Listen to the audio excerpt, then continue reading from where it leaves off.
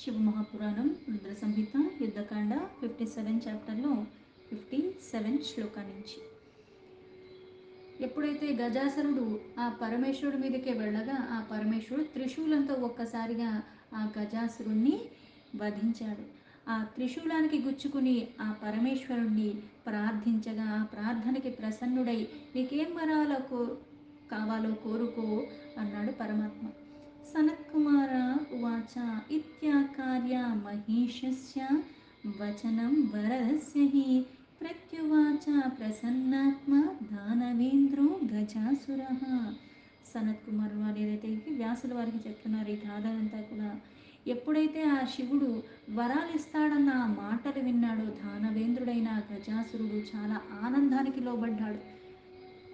గజాసుర ఉవాచ యది ప్రసన్నో దిగవా సస్పథ నిత్యం వసానమే ఇమాం కృతిం మహిషాన త్వత్రిశూలాగ్ని నపావితాం.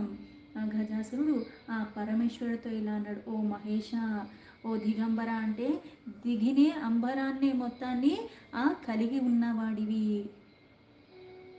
నువ్వు నిజంగా నా పట్ల ప్రసన్నుడవైతే అయితే ఈ త్రిశూలమన్న అగ్నితో పవిత్రమైపోయిన ఈ నా దేహ చర్మాన్ని నిత్యము నువ్వు ధరించు.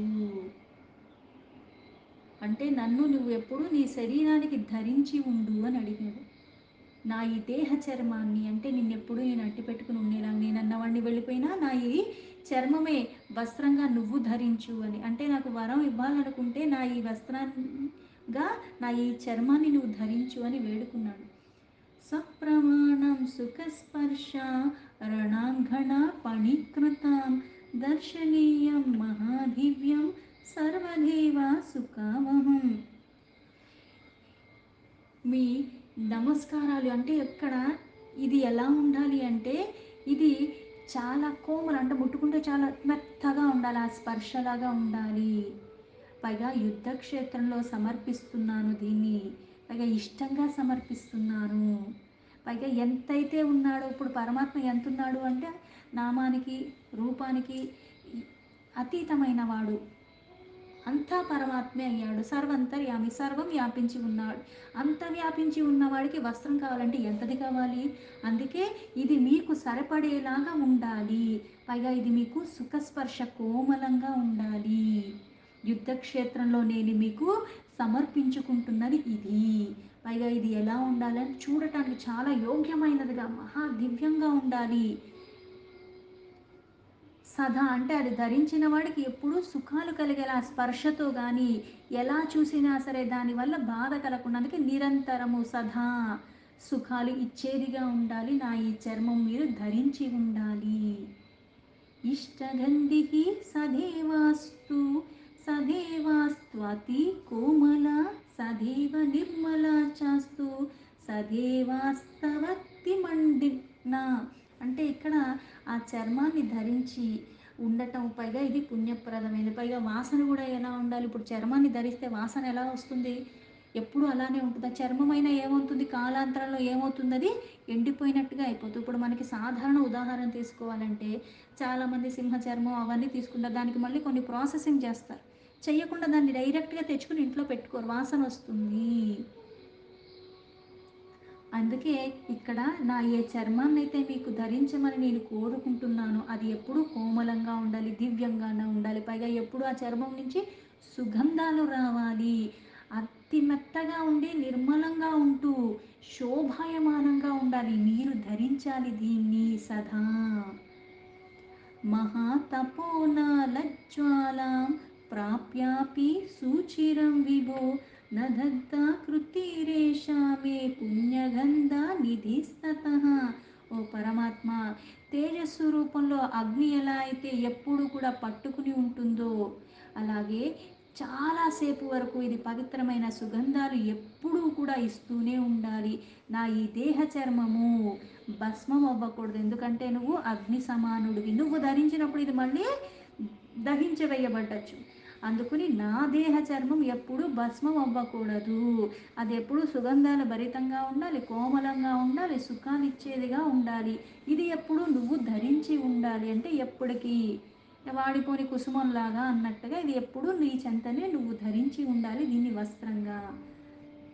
యది పుణ్యవతి నేషా మమాకృత్తి దిగంబరా తదా త్వాదంగ సంఘోస్యాహ కథం జాతో రణాంగనే.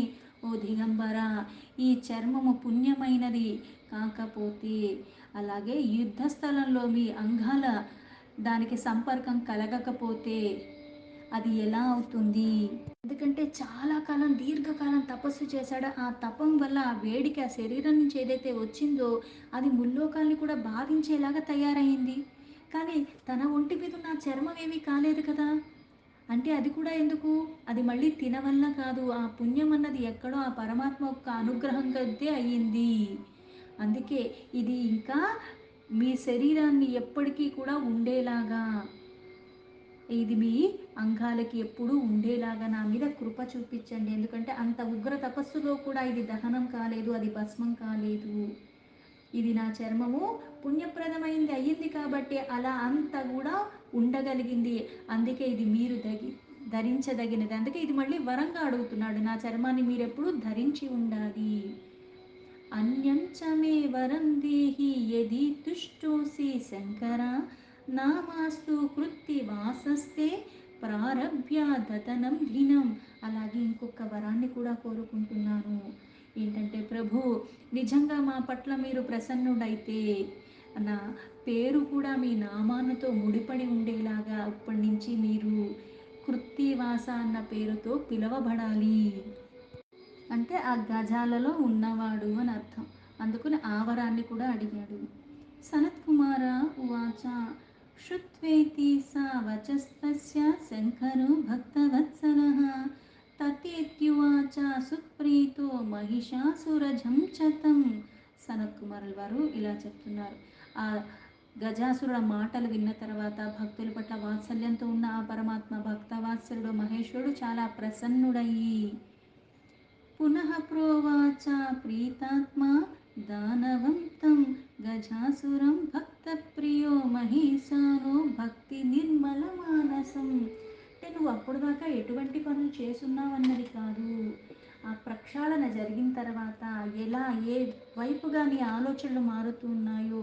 అందుకే ఆ గజేంద్రుడు యొక్క మాటలు విన్న తర్వాత భక్త వాత్సలుడైన పరమాత్మ ప్రసన్నుడై మహిషాసురనాందుడైన గజాసురుడితో తదాస్తు అంటే, ఏవైతే ఆ వస్త్రాన్ని నువ్వు ధరించి ఉండాలి, ఆ వస్త్రం భస్మం కాకుండా ఉండాలి, సుగంధాలతో ఉండాలి, నువ్వెప్పుడు దీన్ని ధరించే ఉండాలి, పైగా ఇప్పటి నుంచి కృత్తివాస అన్న పేరుతో ముడిపడి ఉండాలి, నీతో మొదలుకుని ఉండాలి, అది ఎప్పటికీ ఉండాలన్న కోరిక కోరాడు. తదాస్తు అంటే అలానే జరుగునుగాక. భక్తవాత్సలుడు, భక్తుల పట్ల ప్రేమ అపారంగా ఉన్నవాడు, స్వల్పంగా చేసిన అనంతంగా మనకి ఇవ్వగలిగిన వాడు. అందుకే ఆ పరమేశ్వరుడు మళ్ళీ ఆ గజాసురుడితో ఇలా అంటున్నాడు.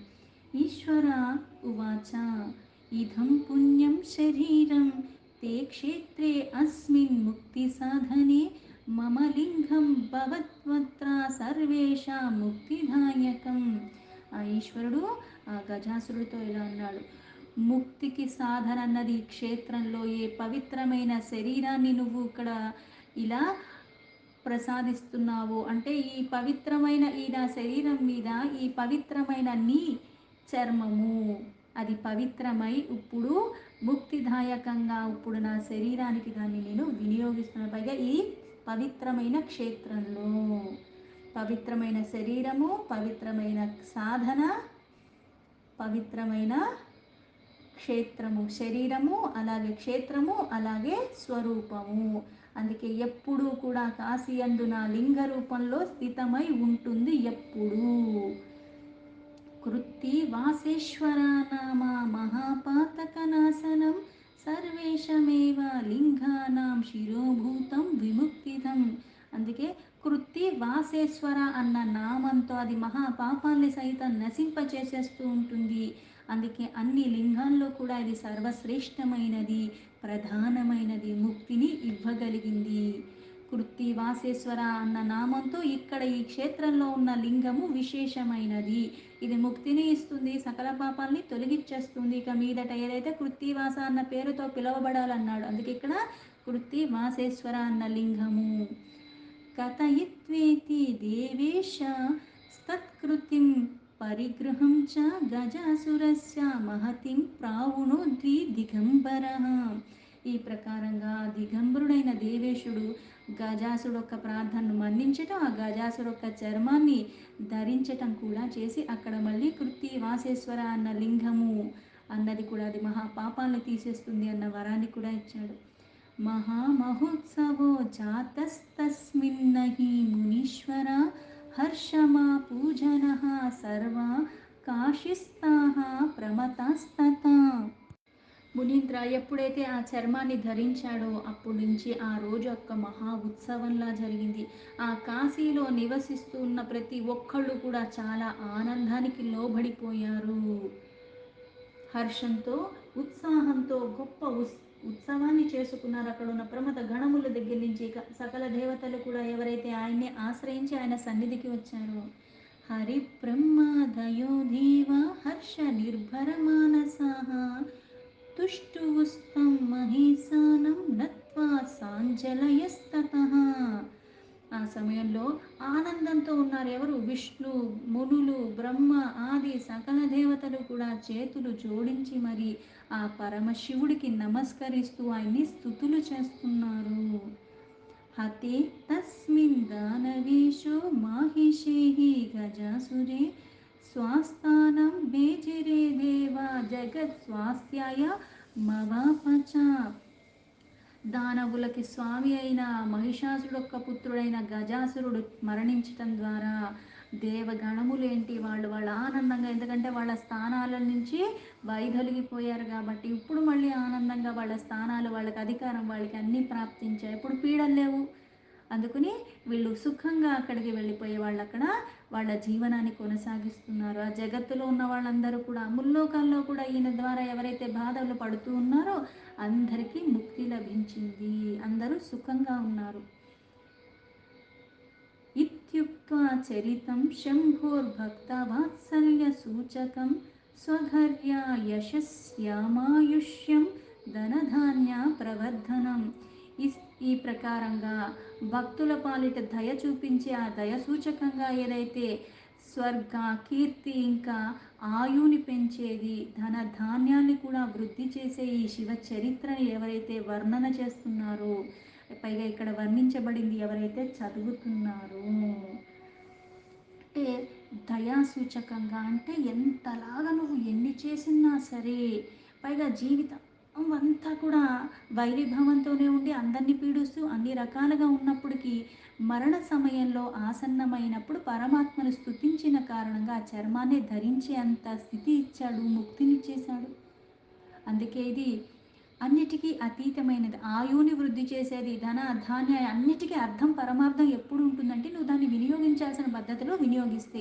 మన వాక్కుకి కానీ, మన శరీరానికి కానీ, మన ధనానికి కానీ ప్రతిదానికి ఎప్పుడు వస్తుంది అంటే దాన్ని దుర్వినియోగం చేయకుండా, ఒకరిని బాధించడానికి, ఒకరిని కష్టపెట్టడానికి కాకుండా నీకు ఏవి కావాలో అవి నువ్వు అనుభవించు, తప్పులేదు, కానీ ధర్మపరంగా. అలాగే దాన్ని ధర్మపరంగా ఇతరులకు కూడా శక్తి కొలది ఎప్పుడైతే వినియోగిస్తావో దానికి ఒక అర్థం, పరమార్థం.